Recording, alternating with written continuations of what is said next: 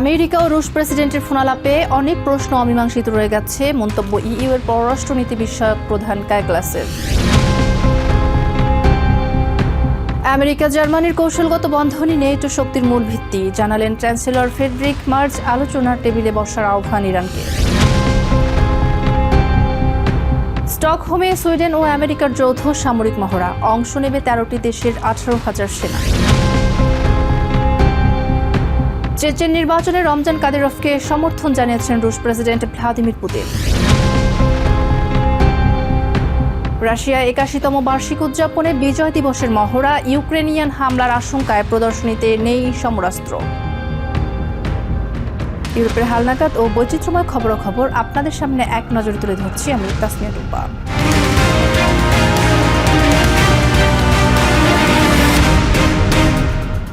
আমেরিকার president Donald Trump এবং রাশিয়ার প্রেসিডেন্ট ভ্লাদিমির পুতিনের মধ্যকার সাম্প্রতিক ফোনালাপ নিয়ে গভীর সংশয় প্রকাশ করেছে ইউরোপিয়ান ইউনিয়ন।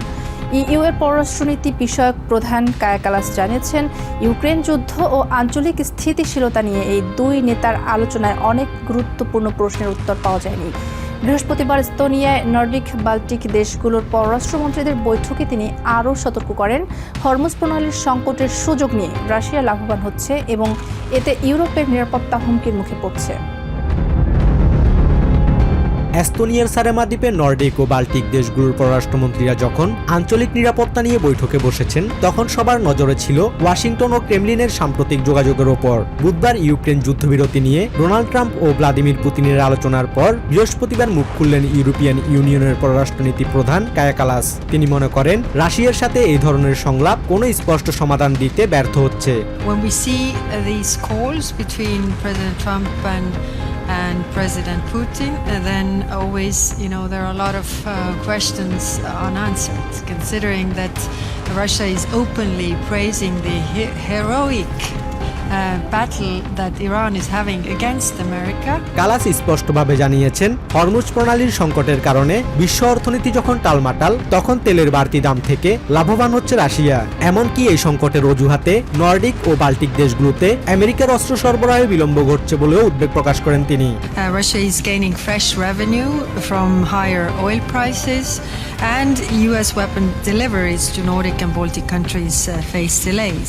বৈঠকে নরওয়ের পররাষ্ট্রমন্ত্রী এসপেন বার্থ আইডে নর্থ আটলান্টিক অঞ্চলে রাশিয়ার ক্রমবর্ধমান সামরিক তৎপরতা নিয়ে সতর্ক করেছেন। তিনি জানান, রাশিয়ার পারমাণবিক সাবমেরিন ও অস্ত্রের বড় অংশই নরওয়ের খুব কাছে মোতায়েন করা হয়েছে, যা মোকাবিলায় তাদের সামুদ্রিক নজরদারি আরও জোরদার করতে হবে। We find the Kola Peninsula, that's where Russia stores most of its nuclear weapons, including its nuclear-powered, nuclear-armed strategic submarines, and they will try to access the North Atlantic via the Barents Sea, and in the crisis we have to have the capability to deny them that. America ও রাশিয়ার শীর্ষ নেতৃত্বের যোগাযোগ যখন ধোঁয়াশা তৈরি করছে, তখন ইউরোপিয়ান ইউনিয়ন ইঙ্গিত দিচ্ছে নিজের নিরাপত্তা ও ইউক্রেনের সমর্থনে আরও কঠোর হওয়ার।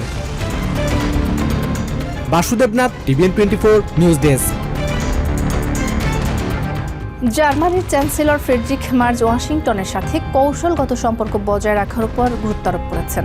বৃহস্পতিবার মুনস্টারে জার্মান সেনাবাহিনীর মহড়া পরিদর্শনের সময় তিনি বলেন, একটি শক্তিশালী ও ঐক্যবদ্ধ নেটোর জন্য আমেরিকার সাথে কাঁধে কাঁধ মিলিয়ে কাজ করা অপরিহার্য। একই সঙ্গে ইরানকে আলোচনার টেবিলে ফেরার আহ্বান জানিয়ে তিনি হুঁশিয়ারি দেন যে হরমুজ প্রণালীতে চলাচলের স্বাধীনতা নিশ্চিতে প্রয়োজনীয় সামরিক পদক্ষেপ নিতে প্রস্তুত জার্মানি।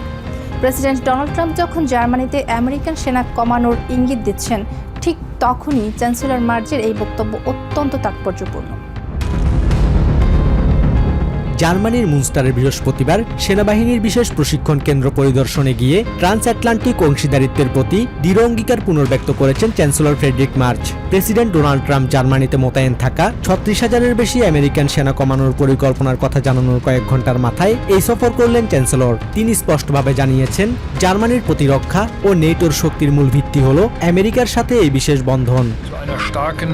জার্মান সেনাবাহিনী এখানে যা অর্জন করছে তা একটি শক্তিশালী নেটোর জন্য অপরিহার্য অবদান।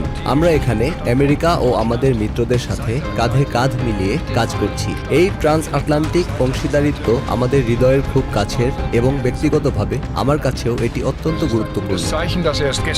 মহড়া প্রত্যক্ষ করার পর চ্যান্সেলর মার্চ ইরান সংকট নিয়েও কথা বলেন। তিনি জানান, ইরান যেভাবে হরমুজ প্রণালী অবরোধ করে রেখেছে তাতে বিশ্ব অর্থনীতি বড় ধরনের ক্ষতির মুখে পড়ছে। এই অবরোধ অবসানে তেহরানকে আলোচনার টেবিলে আসার পাশাপাশি তাদের পারমাণবিক কর্মসূচি ও ইসরায়েলে হামলা বন্ধের আহ্বান জানিয়েছেন তিনি। চ্যান্সেলর আরও জানান, আধুনিক যুদ্ধের ধরন বদলে গেছে, তাই জার্মানিকে যে কোনো পরিস্থিতিতে তাৎক্ষণিকভাবে লড়াইয়ে অংশ নেওয়ার সক্ষমতা অর্জন করতে হবে। তেহরানের ওপর নিষেধাজ্ঞার চাপ আরও বাড়ানোর আহ্বান জানিয়ে তিনি সতর্ক করেন, কোনো অবস্থাতেই পুরো বিশ্বকে জিম্মি করতে দেয়া হবে না। ইরানকে অবশ্যই আলোচনার টেবিলে ফিরতে হবে এবং সময়ক্ষেপণ বন্ধ করতে হবে। যদি প্রয়োজনীয় শর্ত পূরণ হয় তবে নৌ চলাচলের স্বাধীনতা নিশ্চিত করতে জার্মানি সামরিক পদক্ষেপ নিতে প্রস্তুত। আমরা ওয়াশিংটন সহ আমাদের অংশীদারদের সাথে এই বিষয়ে নিবিড় যোগাযোগ রাখছি।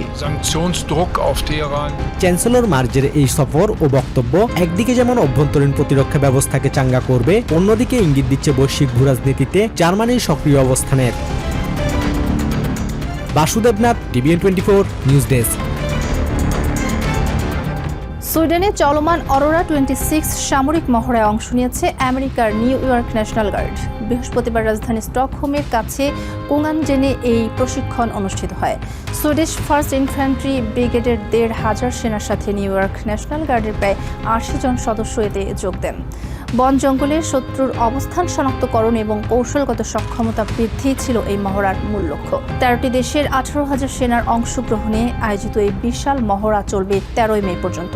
সুইডেনকে নিউ ইয়র্কের নতুন রাষ্ট্রীয় অংশীদার হিসেবে উল্লেখ করে সংশ্লিষ্টরা জানান, যে কোনো জরুরি সামরিক হুমকি মোকাবিলায় এই যৌথ মহড়া কার্যকর ভূমিকা রাখবে। It's useful for us to come out and do this training because Sweden is New York's newest state partner, and coming to do this training will help us develop a shared understanding and common picture of operations. ক্রেমলিনে বুধবার Chechen নেতা রমজান কাদিরভের সঙ্গে বৈঠক করেছেন রাশিয়ার president Vladimir Putin. বৈঠকে কাদিরভের নেতৃত্বে Chechnya নাটকীয় উন্নয়নের প্রশংসা করে আগামী নির্বাচনে তাকে শুভকামনা জানান পুতিন। বিশেষ করে ইউক্রেনে রাশিয়ার বিশেষ সামরিক অভিযানে কাদিরভের সক্রিয় সহযোগিতার জন্য তাকে ধন্যবাদ জানানো হয়। জবাবে কাদিরভ নিজেকে পুতিনের একজন পদাতিক সেনা হিসেবে উল্লেখ করেন এবং আমৃত্যু রুশ প্রেসিডেন্টের সেবা করার অঙ্গীকার করেন। আগামী 20 সেপ্টেম্বর চেচনিয়ায় এই নির্বাচন অনুষ্ঠিত হওয়ার কথা রয়েছে। সামনে নির্বাচনের সময় আসছে। আমি আশা করি প্রজাতন্ত্রের মানুষ আপনাকে সমর্থন করবে। আপনার নেতৃত্বে গত কয়েক বছরে সেখানে অনেক অর্থপূর্ণ এবং দৃশ্যমান উন্নতি হয়েছে, যা সত্যিই এক বড় অর্জন। দ্বিতীয় বিশ্বযুদ্ধে জার্মান নাৎসিদের বিরুদ্ধে বিজয়ের 81তম বার্ষিকী উদযাপনে রাশিয়ার রেড স্কোয়ারে শুরু হয়েছে বার্ষিক কুচকাওয়াজের মহড়া। তবে ইউক্রেনিয়ান হামলার আশঙ্কা এবারের প্যারেড হচ্ছে সীমিত পরিসরে। ক্রেমলিন জানিয়েছে, প্রথাগত সমরাস্ত্র ও ক্ষেপণাস্ত্রের প্রদর্শনী ছাড়াই এবার কেবল পদাতিক বাহিনীর কুচকাওয়াজ অনুষ্ঠিত হবে। ক্রেমলিন মুখপাত্র দিমিত্রি পেসকভ জানান, কিয়েভ সরকারের সম্ভাব্য সন্ত্রাসবাদী হামলা রুখতে নিরাপত্তার উপর সর্বোচ্চ জোর দেওয়া হয়েছে। যুদ্ধের 5ম বছরে এসে কোনো ধরনের নাশকতার ঝুঁকি এড়াতেই এবারের আয়োজন থেকে ভারী সমরাস্ত্র বাদ রাখা হয়েছে। এক নজরে ইউরোপের আরও নানা খবর পেতে চোখ রাখুন TVN24 নিউজ নেটওয়ার্কের ইউটিউব ও ফেসবুক পেজে। নিউ ইয়র্ক থেকে সম্প্রচারিত TVN24 টেলিভিশন বিশ্বজুড়ে বাঙালির কণ্ঠস্বর।